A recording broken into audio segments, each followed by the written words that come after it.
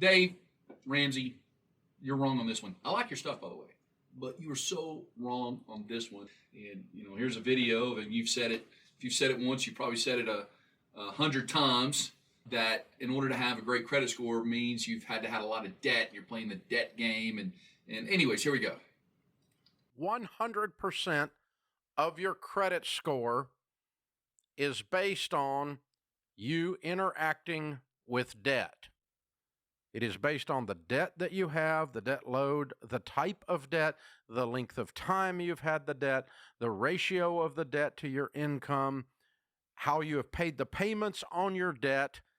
It is an I love debt score. Mathematically speaking, the algorithm says that the way to have a 750 or 810 FICO score, the only way to have that is to really, really love debt. You have to keep a lot of it, and you have to pay it. It will cost you hundreds of thousands of dollars over a decade to build a FICO score and keep a FICO score of 800 because it's the only way that... So here's the thing. You can absolutely be debt-free and have a fantastic credit score and maintain a fantastic credit score. It doesn't fall off in a year, Dave. Not if, and it's a simple solution. Now, this doesn't even mean you've had to have a lot of debt in the past to have a fantastic credit score. You could have never had debt or, in fact, become debt-free now, no difference, and still have a fantastic credit score. Now, Dave might tell us, well, you don't need a credit score. Yes, you do. If you're wanting to buy a mortgage, you're going to need a credit score or you're going to suffer in the interest rate that you're going to pay, period. You're going to have to jump through a whole lot more hoops. All right, so having a great credit score is a wonderful idea. This is not a sin. All right, I agree. We don't want to be heavy in debt. I agree it's great to be debt-free. But if I wanted to buy a mortgage, and Dave Ramsey says himself, hey, I'd rather you have a mortgage than pay rent, well, you got to have the credit score to get the mortgage, all right? Now, cars and all that, okay, you want to pay cash for your car, you want to make a payment, you want to lease. I'm not going to have that debate with you.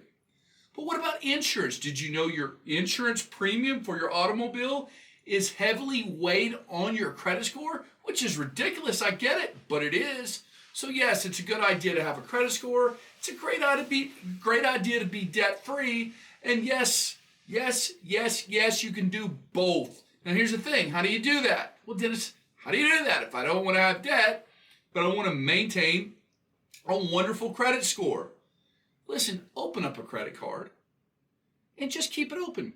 If you use the credit card, pay it back down to zero. To get the most points, you can pay it down to $5. Oh my God, I'm not debt free. I owe $5 worth of debt, okay? If that bothers you, then pay it to zero. Just use it every once in a while. You can actually go without using that credit card for months and months and months, if not sometimes years, because each month, as long as the credit card is open, which is just a line of credit, it's going to populate an on-time payment on your credit, giving it two major issues that the credit score wants: utilization and payment history, which is 75% of the FICO algorithm.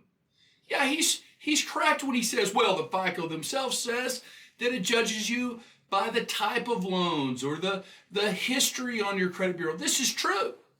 However, that only makes a very, very small percentage of the overall credit score. So if I'm optimized in these other two areas, I'm going to have a fantastic credit score. And 720 plus is A plus credit. So maybe I'm not an 800.